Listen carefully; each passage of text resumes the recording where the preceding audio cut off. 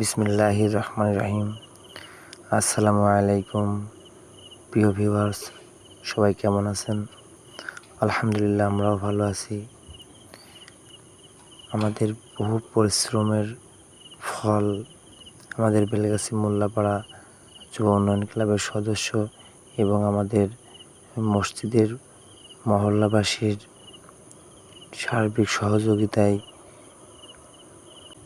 এবং আপনাদের সকলের ভালোবাসায় আজকে আমাদের এই মসজিদের শুভ উদ্বোধনের কাজ চলতেছে।